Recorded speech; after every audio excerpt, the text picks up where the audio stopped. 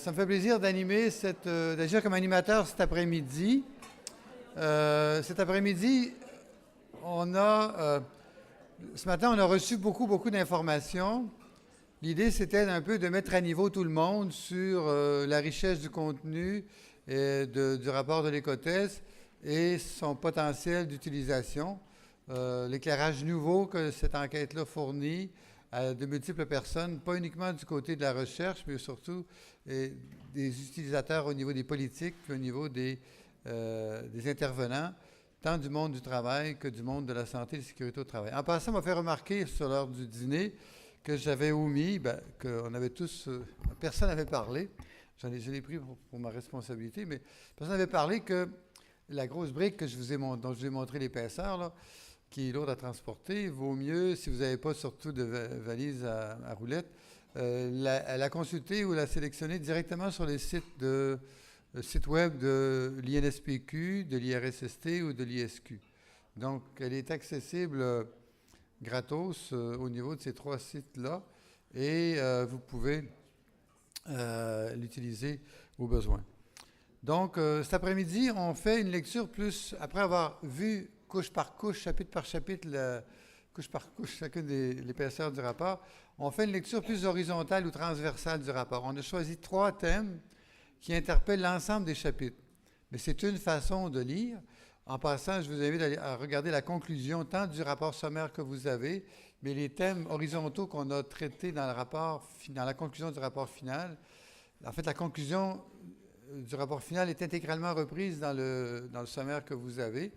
Donc, on a pris 3 de ces thèmes-là qu'on va vous présenter et qui mettent à profit la majorité des chapitres du rapport. Donc, c'est une autre façon de montrer la richesse des données.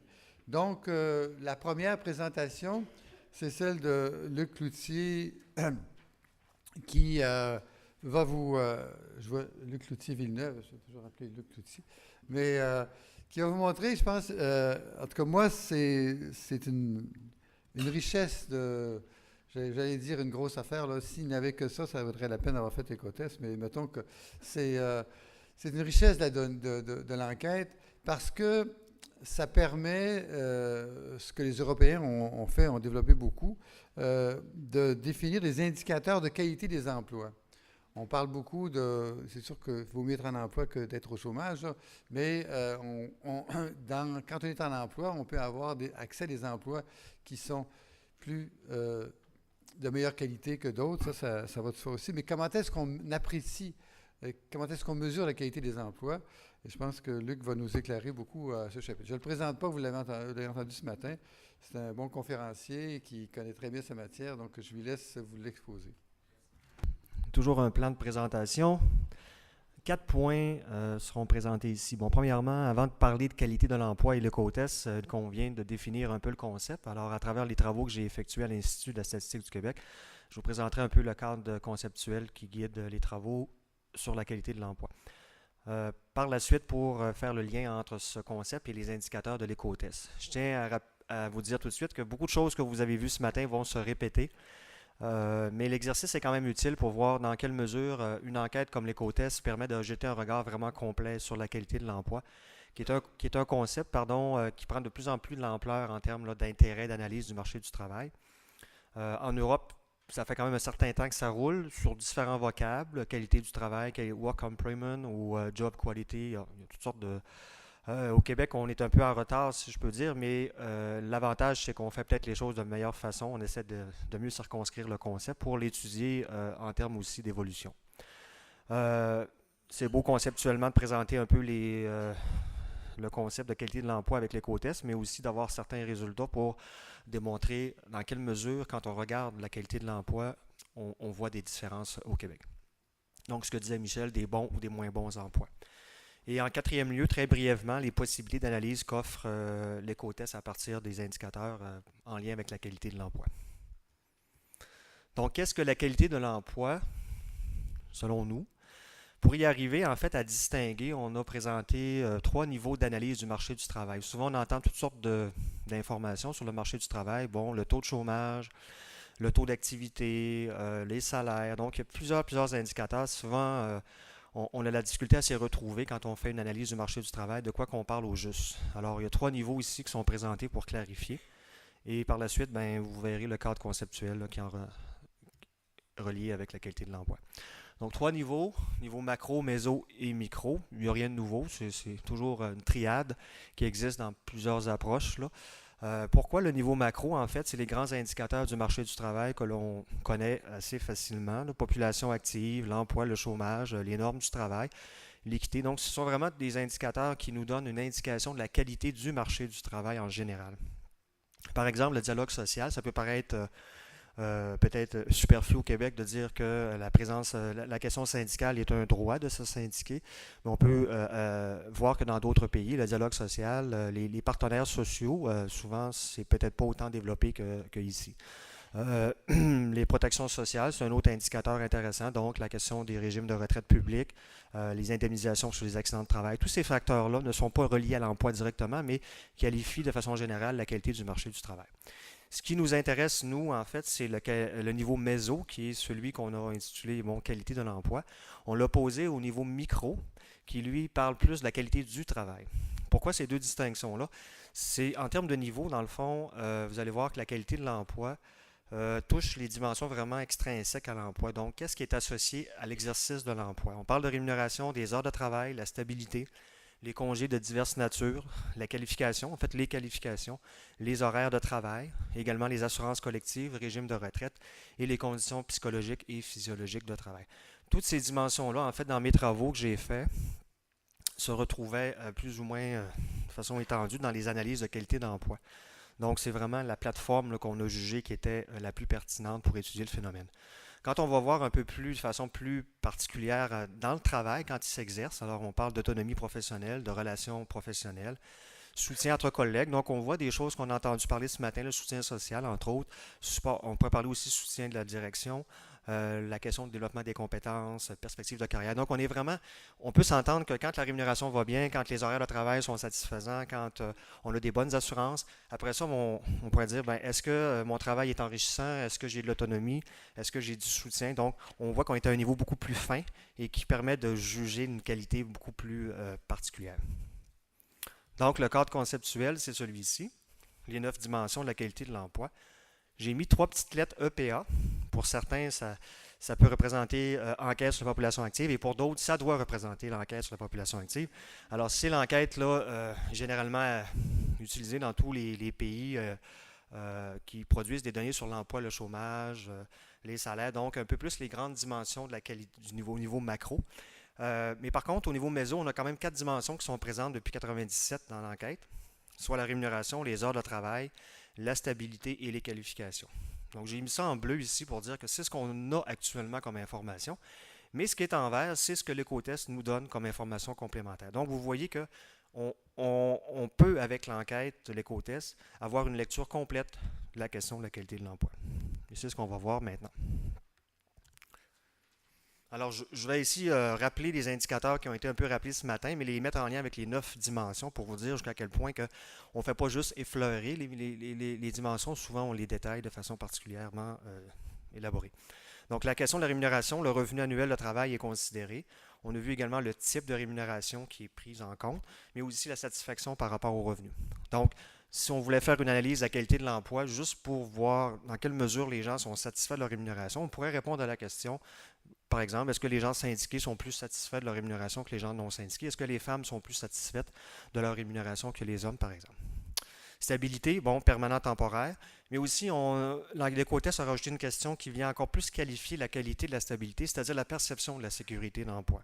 Comme on l'a vu ce matin dans certains résultats, c'est quand même avec les indicateurs de précarité que Pascal a parlé, c'est pas un phénomène vraiment limité, c'est-à-dire qu'il est très présent, cette perception d'insécurité d'emploi. Donc, ça permet de qualifier encore plus la stabilité vécue là, par les travailleurs. Qualification, j'ai mis ici 3 indicateurs. Le niveau de compétence de l'emploi occupé, donc c'est en fait la profession qui démontre jusqu'à quel point l'emploi occupé est qualifié ou hautement qualifié ou plus ou moins qualifié. Ce sont des dimensions fort importantes dans la question justement des pénuries de main-d'œuvre ou des départs à la retraite, puisque on sait que les emplois qualifiés, hautement qualifiés, compte tenu de leur rapport stratégique, le fait qu'ils qu'il y a des départs massifs peut avoir un impact économique et même, disons, dans les entreprises, là, dans les organisations. Qualification du travailleur, c'est la jonction entre la qualification de celui-ci et l'emploi qui est occupé. On peut dériver de ça ce qu'on appelle en fait les travailleurs surqualifiés, les travailleurs qualifiés et ceux qui occupent des emplois peu qualifiés et qui sont peu qualifiés. Donc ici, c'est vraiment l'intérêt de mesurer si le travailleur est capable d'utiliser ses compétences finalement. C'est pour ça que j'ai rajouté aussi l'autonomie de compétences qui est mesurée dans l'éco-test, qui permet de mesurer une perception du salarié, à savoir est-ce que son travail exige des qualifications élevées ou lui demande toujours de faire des choses répétitives. Les heures de travail, il y a beaucoup d'éléments contenus dans l'éco-test, notamment la question de la satisfaction des heures. Là, on en a parlé ce matin. Ceux qui désirent faire plus d'heures, faire moins d'heures, donc ce sont des éléments pris en compte. Les horaires, la même chose. Donc, vous voyez ici la série d'indicateurs, il y en a beaucoup.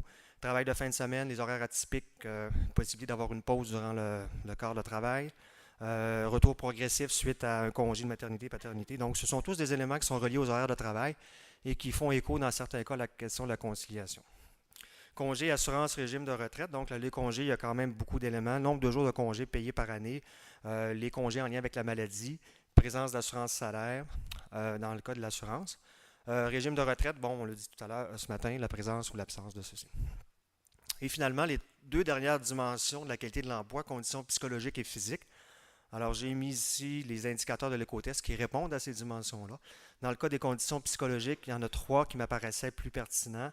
Savoir la demande psychologique, le fait que le travail soit émotionnellement exigeant et la situation de tension avec le public. Il y a également d'autres aspects qui pourraient être regroupés sur le vocable conditions psychologiques. Je les ai mis ici, mais comme vous avez vu, vous pouvez le constater, en fait, ces dimensions-là, ces indicateurs-là, d'après moi, font plus écho à la question de la qualité du travail. Donc, l'éco-test va même au-delà de la qualité de l'emploi en considérant la question de l'autonomie ou l'autorité décisionnelle, le soutien des supérieurs et des collègues, la reconnaissance et la possibilité de faire un travail de qualité. Donc, si on voulait vraiment aller plus loin dans l'analyse de la qualité de l'emploi, on pourrait, avec ces indicateurs-là, parler du niveau micro, soit la qualité du travail. Et finalement, les conditions physiques, ben, vous les avez vues tout à l'heure, il y en a une pléiade qui permet de pouvoir mesurer de façon très, très, très élargie et détaillée là, la situation vécue sur le marché du travail. Quelques résultats.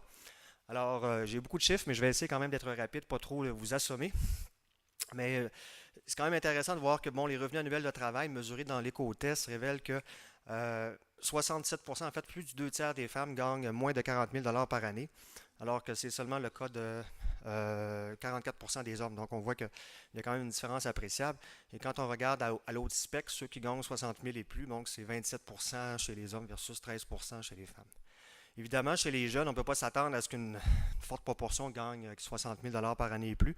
Alors, la grande majorité se retrouve avec des revenus inférieurs à 40 000 Ça va avec, évidemment, l'ancienneté et l'âge. Satisfaction par rapport aux revenus, donc une autre dimension qu'on a vue. On voit que les femmes à 60% sont d'accord ou fortement d'accord avec leur rémunération, ce qui est une proportion. Là, je n'ai pas de test significatif qui permet de dire s'il y a une différence, mais on voit quand même que 69% des hommes indiquent être d'accord ou fortement d'accord. Donc, les femmes seraient présumément moins d'accord avec leur rémunération, moins satisfaites. Il n'y a pas de différence entre les groupes d'âge, pratiquement ici. Donc, c'est une question de recherche intéressante. Comment se fait-il que même chez les jeunes, mais on peut comprendre ici qu'il y a peut-être des gains espérés. Là, en fait, les jeunes doivent se dire, bon, je commence, mon ancienneté est plus limitée, donc c'est normal que je ne sois pas plus en désaccord avec ma rémunération.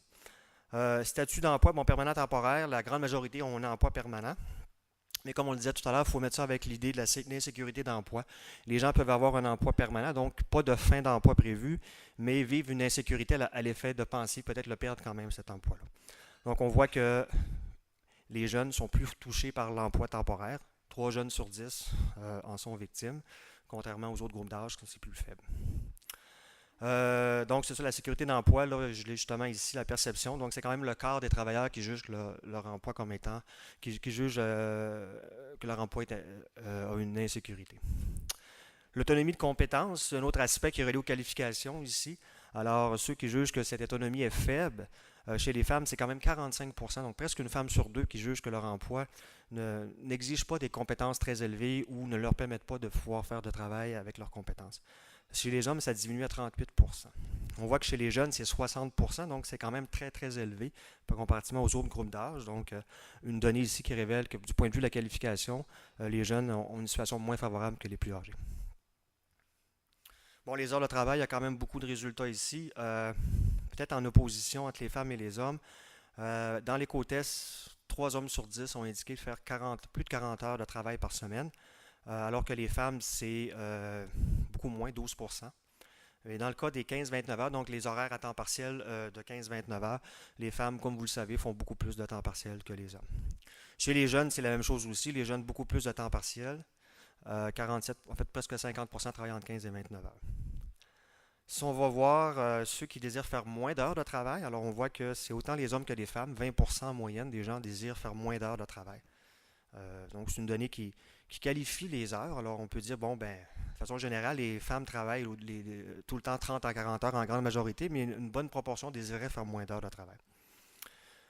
Les horaires de jour seulement, donc c'est quand même la grande majorité, 80% des travailleurs, autant des hommes que des femmes, mais on voit que chez les jeunes, c'est seulement 55% qui travaillent de jour seulement, donc leur situation, évidemment, ça comprend les étudiants ici dans les résultats, donc ça évoque le fait qu'ils travaillent les fins de semaine ou le soir.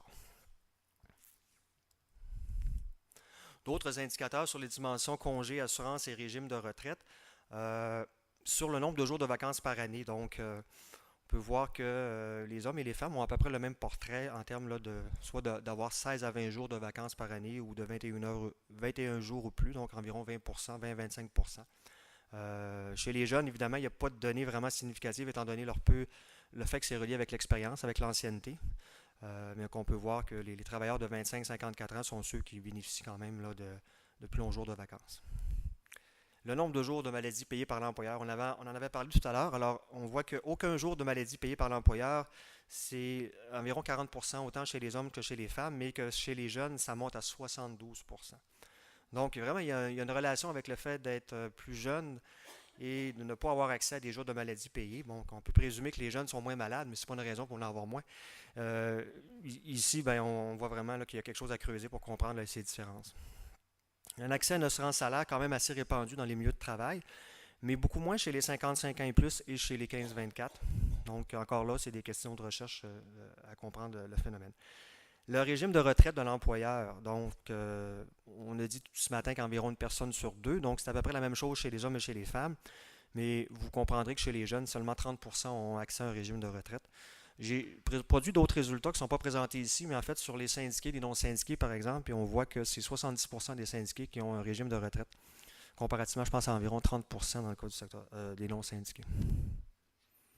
Donc, ces résultats-là, si vous les ventilez par tout l'ensemble des variables qu'on a vues ce matin disponibles, vont vous donner d'autres lectures de la réalité du marché du travail. Finalement, les deux dernières dimensions, conditions physiques et psychologiques, donc quelques éléments repris ici de toute la diversité des données dont ce matin vous avez pu constater.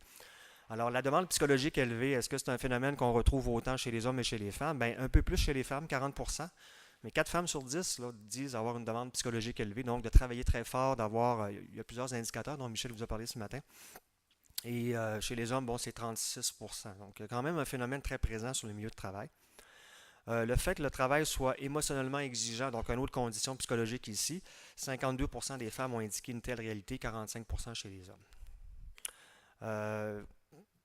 Dans le cas du travail debout, juste pour donner un exemple, les gens qui indiquent travailler 3/4 du temps ou plus, donc 45% des travailleurs ont indiqué travailler debout plus de 3/4 du temps. Donc c'est quand même important, autant chez les femmes que chez les hommes.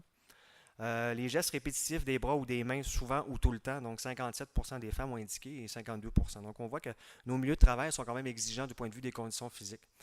Donc, si on avait à faire une lecture de la qualité de l'emploi, puis on disait, ben la rémunération, ça va bien, les régimes de retraite, ça va bien, les congés, ça va bien, on arrive dans les conditions physiques, puis on voit que ça va moins bien. Donc, ça permet, cette donnée-là, de relativiser le reste. J'ai mis aussi, c'est des exemples à titre, l'utilisation de l'ordinateur 31 heures ou plus dans l'emploi principal. C'est une donnée intéressante parce que ça peut permettre de mesurer des impacts sur la santé au travail. Donc, le quart des femmes indique de travailler 31 heures ou plus par semaine. Avec un ordinateur, ce qui est le cas d'environ 20% des hommes. Dans les co-tests, il est également possible de rajouter les heures qui sont utilisées à des fins personnelles, donc à la maison. Donc, il me reste juste une minute, il me reste une acétate, alors je suis content. Possibilité d'analyse de la qualité de l'emploi. Donc, mon objectif ici, c'est de démontrer que le concept de qualité de l'emploi, tel qu'on l'a développé à l'Institut, puis je tiens à vous dire qu'on l'a développé avant que les quotas soient mis en œuvre. Donc, il n'y a pas eu, disons, une stratégie d'avoir quelque chose de vraiment. Mais je pense que les gens ont fait, sur les quotas, ont fait un travail vraiment de recherche, puis de comprendre toute la diversité des situations de travail. Donc, ces données-là, ce que ça pourrait permettre de faire, si les gens voulaient aller plus loin, ça serait de créer des typologies. Donc, on a parlé ce matin de l'utilité d'avoir des typologies. Ben, pour la qualité de l'emploi, de faire des catégorisations de la qualité avec les données que là, vous avez vraiment des possibilités énormes de pouvoir créer des niveaux de qualité ou créer des indices de qualité de l'emploi et par la suite de faire des analyses. Deux derniers points, l'analyse comparative aussi qui peut être faite d'un point de vue des variables socio-économiques de l'emploi et du milieu de travail. Donc, vous comprendrez que tout ce que je vous ai présenté comme résultat pourrait être revu à la lumière de bien d'autres variables. Et finalement, dire que l'analyse évolutive de la qualité de l'emploi grâce aux données quinquennales, donc si l'enquête est reconduite à tous les 5 ans, permettrait de faire un suivi vraiment adéquat de la situation sur le marché du travail québécois. Et en cette matière, si on avait cette possibilité-là, on serait les premiers au Canada à avoir une lecture vraiment complète là, et évolutive du marché du travail. Je vous remercie.